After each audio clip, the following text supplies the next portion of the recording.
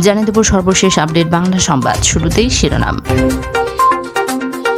হাসিনার ক্যান্সার ধরা পড়েছে, পরবর্তী প্রধানমন্ত্রীর নাম প্রকাশ, পিনাকি ভট্টাচার্যের প্রতিবেদন। ক্যান্সারের রূপ নেয় আর এই আলসারেটিভ কোলাইটিসের জন্য তার শরীর খুবই খারাপ। দেশটার প্রস্তুতি নিচ্ছে আওয়ামী লীগের সরকারের সুবিধাভোগী 200 ঊর্ধ্বতন পুলিশ কর্মকর্তা। এতক্ষণ শুনছেন সংবাদ শিরোনাম, এখন থাকছে বিস্তারিত। পিনাকি ভট্টাচার্য বলেন, আজকে আমরা একটি অত্যন্ত গুরুত্বপূর্ণ বিষয় নিয়ে আলোচনা করব। বিষয়টি হচ্ছে বাংলাদেশের প্রতিরক্ষা কূটনীতি। এই বিষয়টি সামনে আনার একটি প্রধান কারণ হচ্ছে বাংলাদেশের সেনাপ্রধান জেনারেল শফিউদ্দিন আহমেদ সম্প্রতি বিষয়টি নিয়ে একটি ফোরামে আলোচনা করেছেন, কিন্তু সেখানে কিছু ভয়ঙ্কর ইশারা আছে। এই বিষয়ে বিস্তারিত আলোচনা করব। পিনাকি বলেন, আমি কিছু প্রশ্ন সরাসরি জেনারেল সাহেবদের করব। আমাদের দেশে প্রকৃত গণতন্ত্রে থাকলে এই প্রশ্নগুলো পার্লামেন্টে আমার প্রতিনিধির মাধ্যমে করতাম। এখন যেহেতু সেই সুযোগ নেই, পার্লামেন্টে দখল হয়ে গেছে ডাকাতদের হাতে, তাই বাধ্য হয়ে সরাসরি প্রশ্নগুলো তাদেরকেই করছি। প্রথম আলোর হেডলাইন করেছে, জেনারেল শফিউদ্দিনের একটি উক্তিকে, এক বন্ধুকে খুশি করতে অন্যকে বিরাগভাজন করতে পারি না। জেনারেল শফিউদ্দিনকে জিজ্ঞাসা করছি, আপনি কি বাংলাদেশের প্রতিরক্ষা কূটনীতিকে সাজিয়েছেন অন্য রাষ্ট্রকে খুশি করার জন্য? কোনো রাষ্ট্র খুশি হলো বা অখুশি হলো সেটা কি আপনাদের প্রধান বিবেচ্য বিষয়?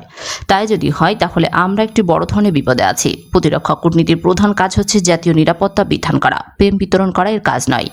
এবার ভারত প্রশ্নে জেনারেল শফিউদ্দিনকে একটি স্পর্শকাতর বিষয় প্রশ্ন করতে চায়। আমাদের সেনা সদরের একটি প্রজ্ঞাপনে বলা হচ্ছে, ভারতের এক জেনারেলের নেতৃত্বে একটি প্রতিরক্ষা মন্ত্রণালয়ের দল আমাদের সীমান্ত অঞ্চল পার্বত্য চট্টগ্রামে নির্মিত রাস্তা পরিদর্শনে আসছে। বোঝা যাচ্ছে বাংলাদেশের অত্যন্ত স্পর্শকাতর অঞ্চলে নির্মিত সীমান্ত রাস্তা ভারতীয় সেনাবাহিনী ব্যবহার করবে। এর জন্য ভারত আমাদেরকে যে ঋণ দিয়েছে সেটা সুদসহ আমাদেরকে পরিশোধ করতে হবে। ইন্ডিয়ার কাজে লাগবে। ভারত আমাদেরকে ঋণ দিয়েছে, আমরা এই রাস্তা বানিয়ে দেব। ভারত সে রাস্তা ব্যবহার করবে আর সুদসহ আসলটা শোধ করতে হবে আমাদের জনগণের ট্যাক্সের টাকায়। আর এই পরিদর্শনের নোটিশ প্রকাশ করেছে আমাদের সামরিক বাহিনীর দপ্তর। পিনাকি বলেন, ভারত যখন বর্ডারে কাঁটাতারে বেড়া নির্মাণ করেছিল তখন কি আমাদের কোনো জেনারেলকে ডেকেছিল? তারা তাদের টাকায় নির্মিত তাদের ভূখণ্ডের সীমান্তের সড়ক আমাদের সেনাবাহিনীকে ব্যবহার করতে দিবে না। তাহলে বাংলাদেশের সেনাবাহিনী ভারতীয় প্রতিরক্ষা এস্টাবলিশমেন্টের পায়ে এমন তেল দেয় কেন? এই নোটিশে এক জায়গায় লেখা আছে, এই সড়কের নির্মাণ কাজ হচ্ছে ভারতের ডিফেন্স স্ট্র্যাটেজির আওতায়। পিনাকি বলেন, তাহলে কি আমরা ভারতের সামরিক স্ট্র্যাটেজির অংশ হয়ে গেছি? জেনারেল শফিউদ্দিন, এর আগে হাসিনা বলেছিল ভারতকে সে যা দিয়েছে সেটা ভারত চিরজীবন মনে রাখবে। আমরা প্রতিনিয়ত দেখছি ভারত আমাদের সীমান্তের নাগরিকদের নির্বিচারে হত্যা করছে। কিছুদিন আগেও দিনে দুপুরে বাংলাদেশে ঢুকে 2 রাখালকে গুলি করে হত্যা করেছে ভারতীয় সেনাবাহিনী। পিনাকি ভট্টাচার্য বলেন, যেদিন থেকে বাংলাদেশের সেনাবাহিনীর মধ্যে ব্যবসা বাণিজ্য ঢুকেছে সেদিন থেকে ওই বাহিনীর উচ্চ পদস্থ অফিসাররা তাদের প্রকৃত মিশন থেকে বিচ্যুত হয়ে গেছে। দেশ রক্ষায় এখন আপনাদের গুরুত্বপূর্ণ না, আপনাদের কাছে গুরুত্বপূর্ণ হচ্ছে টাকা কামানো। এটি ছিল একটি সুদূরপ্রসারী ষড়যন্ত্র। তারা বিভিন্ন ধাঁধার মধ্যে ব্যস্ত হয়ে গেছে। দেশ রক্ষা, দেশের গণতন্ত্র রক্ষা, দেশের স্বাধীনতা সার্বভৌমত্ব রক্ষা, দেশের অখণ্ডতা রক্ষার সময় আপনাদের নেই। আপনাদের সৌভাগ্য যে বাংলাদেশের সিপাহী, নন commission officer, junior commission officer বা তরুণ অফিসাররা জাতিসংঘ শান্তিরক্ষা মিশনে অংশগ্রহণ করে জীবনের একটি সঞ্চয় জমাতে পারে। ফলে আপনাদের ব্যবসায়িক কার্যক্রম তাদের বিন্দুমাত্র আগ্রহ নেই। এই কারণে শান্তি মিশন রক্ষা আপনাদের জন্য এত দরকারি। জাতিসংঘ শান্তিরক্ষা মিশনে অংশগ্রহণ করে বাংলাদেশ সেনাবাহিনীর সদস্যরা বিশ্বের বিভিন্ন সংকটময় স্থানগুলোতে বিশাল অবদান রাখছে। পিনাকি ভট্টাচার্য বলেন, ভারত সমর্থিত একটি সামরিক কূ হতে চলেছে, কারণ ভারতের জন্য হাসিনা একটি লায়াবিলিটি হয়ে গেছে। তাকে হটিয়ে আরেক ভারত বন্ধুকে বসাবে ইন্ডিয়া। এরশাদের মার্শাল ল ইন্ডিয়া করেছিলেন। 111 আমেরিকা ইন্ডিয়ার যৌথ প্রযোজনায় হয়েছিল, আর ঠিক একই রকম আরেকটি হতে পারে। বাংলাদেশ থেকে ইন্ডিয়া আউটপ্রচারের কারণে শেখ হাসিনা ইন্ডিয়ার জন্য একটি দায়ী হয়ে গেছে, কারণ সে নিয়ন্ত্রণ করতে পারছে না। সে কারণে ভারত এখন চায় জনগণের ক্ষোভকে নিজের থেকে সরিয়ে দিয়ে এরশাদ টাইপের এক জেনারেলকে বসিয়ে তার অবস্থাকে আবার শক্তিশালী করবে। হাসিনা ক্ষমতা হারাতে গেলে সে প্রতিরোধ করবে, কিন্তু হাসিনা ভারতের প্রতিরোধ করতে পারবে না। তার সবকিছু ভারতের সাথে বাধা, এমনকি তার মেয়ে দিল্লিতে। হাসিনা গ্যারান্টি ছাড়া চলে যাবে না যে তার উপরে কোনো ঝামেলা আসবে না। সে একটা সেফ এক্সিট চাইবে। ভারতের নির্বাচিত এই জেনারেলরা ক্ষমতা থেকে পতনের পর তারা নিরাপত্তা নিশ্চিত করবে। একই ঘটনা ঘটেছিল 1999 সালে ইয়েলতসিনে নির্বাচনের 6 মাস আগে পুতিনের কাছে রাষ্ট্রপতির পদ হস্তান্তর করেছিল, কারণ সে একটা সেফ এক্সিট চেয়েছিল। হাসিনার মতো এরশাদও ভারতের সহযোগিতায় ক্ষমতা ছিল, কিন্তু ভারত যখন দেখলো এরশাদ টলমল, তখন এরশাদের পেছন থেকে ইন্ডিয়া চলে গেল। চলে যেয়ে হাসিনাকে সিগন্যাল দিল যে তুমি রাজপথে আন্দোলন শুরু করে দাও। ভারত ভেবেছিল 10 বছর ক্ষমতার বাইরে থাকার পর বিএনপি অসংগঠিত এবং দুর্বল হয়ে পড়েছে এবং তত্ত্বাবধায়ক সরকার বিচারপতি শাহাবুদ্দিনের অধীনে হলেও বাংলাদেশের জনগণ উল্টো বিএনপিকেই ভোট দিয়ে ভারতীয় ওই নকশাকে পরাজিত করেছিল। এখন ইন্ডিয়া জানে বাংলাদেশে যদি এখন একটা নিরপেক্ষ নির্বাচন হয় তাহলে আওয়ামী লীগ লজ্জাজনক পরাজয় বরণ করবে এবং বিএনপি বিপুল সংখ্যাগরিষ্ঠতা নিয়ে ক্ষমতায় ফিরে আসবে।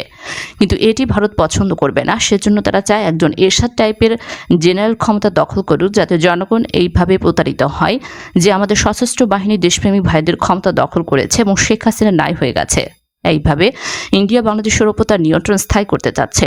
এই ষড়যন্ত্রের কারণে যে কোনো নতুন এরশাদের পক্ষে ক্ষমতা দখলের চেষ্টা করা সম্ভব না হয়, সেজন্য আজকের ভিডিওটি। আর কেউ যদি এরকম দুঃসাহসিক কাজে নামার চেষ্টা করে তার পরিণতি খালিদ মোশাররফের মতো হবে। নিজের সেনারাই তাকে জয় বাংলা করে দিয়েছিল। পিনাকি ভট্টাচার্য বলেন, আমার অনুমান ইন্ডিয়া 2টি কারণে ঢাকা পরিবর্তন আনতে তাড়াহুড়ো করছে। সেই 2টি কারণ হলো, প্রথমে আমাদের অঞ্চলের ভূ রাজনৈতিক একটি অভূতপূর্ব গতিতে পরিবর্তন হচ্ছে। আফগানিস্তান থেকে আরাকান এবং মাঝখানে মালদ্বীপ এই অঞ্চলে ভারত আর সমস্ত সম্পর্ক হারাচ্ছে। ভারত যেসব জায়গায় হারাচ্ছে সেসব জায়গায় চীন এগিয়ে গেছে। ক্ষমতার ভারসাম্যে যে ব্যাপক পরিবর্তন হয়েছে সেখানে চীন অনেক দূর এগিয়ে গেছে আর ভারত অনেক দূর পিছিয়ে গেছে। তাই অনেক দেরি হওয়ার আগেই ভারত একটি পদক্ষেপ নিচ্ছে। দ্বিতীয় কারণ হলো শেখ হাসিনার স্বাস্থ্য। তার আলসারেটিভ কোলাইসিস আছে, একটি ক্যান্সারের রূপ নেয়। শোনা যায় হাসিনা আলসারেটিভ কোলাইসিসের জন্য অনেক ধরনের চিকিৎসা নিয়েছে, কিন্তু এই আলসারেটিভ কোলাইসিসের জন্য তার শরীর খুবই খারাপ এবং শরীরের কারণে তার সময় শেষ। পিনাকি ভট্টাচার্য বলেন, আমি আমার জনগণকে আমাদের আন্দোলনকে শিথিল না করার জন্য অনুরোধ জানাবো, কারণ শেখ হাসিনা অসুস্থ। আমরা তার সঠিক অবস্থা জানি না, তবে আমি অনুমান করছি এটা গুরুতর। আমরা এটা মনে করতে পারি যে সে আবার পরিপূর্ণভাবে সুস্থ হয়ে আবার সে আগের মতো অবস্থায় যেতে পারবে না। পিনাকি ভট্টাচার্য বলেন, এই অঞ্চলে ভূরাজনৈতিক পরিবর্তনের ধরাই বাংলাদেশে চীন ব্যাপকভাবে ঢুকে পড়তে পারে। তাই হাসিনার বদলে ভারত এখন ভারতীয় ক্যান্ডিডেট খুঁজছে। আমি আশা করব বাংলাদেশের গর্বিত সেনাবাহিনীর কোনো সদস্য ভারতের এই ফাঁদে পা দেবেন না, আর পা দিলেও এই ক্ষমতা আপনারা টিকে রাখতে পারবেন না। ভারতের হাত ধরে বাংলাদেশে কোনো পরিবর্তন হতে দেওয়া হবে না।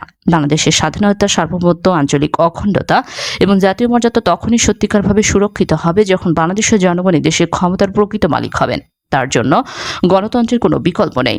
আমরা সম্প্রতি একটি মালদ্বীপে দেখেছি, সেখানে জনগণের ভোটে ইন্ডিয়া আউট হয়ে গেছে। পিনাকি ভট্টাচার্য বলেন, হাসিনা পতনের পর প্রথম যে কাজটি করতে হবে তা হচ্ছে একটি অবাধ, সুষ্ঠু, নিরপেক্ষ নির্বাচন। হাসিনাকে হটিয়ে যে ক্ষমতায় আসুক আমরা নতুন সংবিধান তৈরি করব। আপনাদের প্রথম কাজ হবে স্বল্পতম সময়ে এই ধরনের একটি নির্বাচন সম্পন্ন করা। এই প্রশ্নে আমরা কাউকে এক বিন্দু ছাড় দিব না। যতদিন পর্যন্ত না আমরা এই লক্ষ্যে পৌঁছাতে পারি ততদিন আমরা ভারতীয় পণ্য বর্জন আন্দোলন চালাতেই থাকব। বিজয় আমাদের হবে ইনশাল্লাহ। দেশ ছাড়ার প্রস্তুতি নিচ্ছেন আওয়ামী লীগের সুবিধাভোগী 200 ঊর্ধ্বতন পুলিশ কর্মকর্তা। এরই মধ্যে মার্কিন যুক্তরাষ্ট্র, কানাডা, যুক্তরাজ্য, ফ্রান্স, জার্মানি সহ ইউরোপীয় বিভিন্ন দেশে ভিসার আবেদন করেছেন তাদের অনেকেই। গোয়েন্দা সংস্থা ও বিভিন্ন মিশন সংস্থা থেকে জানা গেছে 1 মে থেকে ভিসার আবেদনগুলো করা হচ্ছে। এই তালিকায় ঢাকা মেট্রোপলিটন পুলিশ, ডিএমপির সাবেক কমিশনার, অতিরিক্ত আইজিপি, ডিআইজি, অতিরিক্ত ডিআইজি সহ এসপি মর্যাদার বেশ কয়েকজন কর্মকর্তা রয়েছে। তবে সংখ্যা দিক থেকে 20 থেকে 25 ব্যাচের কর্মকর্তাদের আবেদনের পরিমাণ বেশি। আর বেশিরভাগ কর্মকর্তাদের পছন্দের শীর্ষে রয়েছে আমেরিকা ও কানাডা।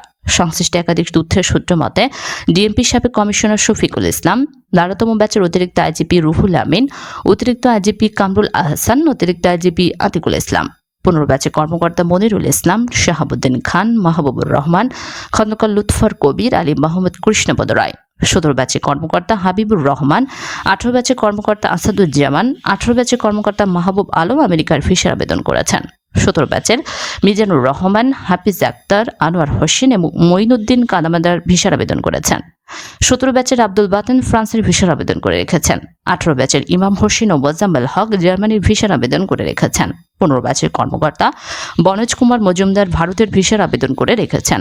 20 থেকে 25 ব্যাচের কর্মকর্তাদের মধ্যে শামিজান, মোল্লা নজরুল, মোস্তাক আহমেদ, নুরে আলম বিনা, শাবিদ, আতিকুর রহমান, মাসুদুর রহমান, সৈয়দ নজরুল ইসলাম, কানিস ফাতেমা, হারুনুর রশিদ, শেখ রফিকুল ইসলাম, মারুফ সর্দার, বিপ্লব কুমার সরকার, সাজ্জাদুর রহমান, জায়দুল আলম, মেহেদি হাসান, মিজানুর রহমান, ফরিদুদ্দিন, মোহাম্মদ জাকারিয়া, সঞ্জয় সরকার, জসিমউদ্দিন, আশরাফ হোসেন, মইনুল হক, আনিসুর রহমান, মাসুদ হোসেন, সোনান্দা রায়, প্রলয় কুমার জর্দা সহ বেশ কয়েকজন রয়েছেন।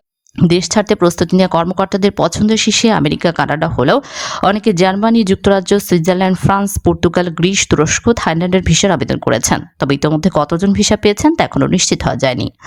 গোয়েন্দা সূত্র জানায়, বিগত 14 বছর ধরে ক্ষমতাসীন আওয়ামী লীগের আমলে পদপদবি, অর্থবিত্ত অর্জন এবং ক্ষমতার অপব্যবহার করে পুলিশ কর্মকর্তাদের মধ্যে এক ধরনের আতঙ্ক বিরাজ করছে কিছুদিন ধরে। উল্লেখ্য, নানা দেশে ভিসার আবেদন করা পুলিশের ঊর্ধ্বতন কর্মকর্তাদের বেশিরভাগই বিগত 1 যুগ ধরে অতি উৎসাহী হিসেবে বিরোধী দলমতের ওপর দমন-পীড়ন চালিয়েছেন।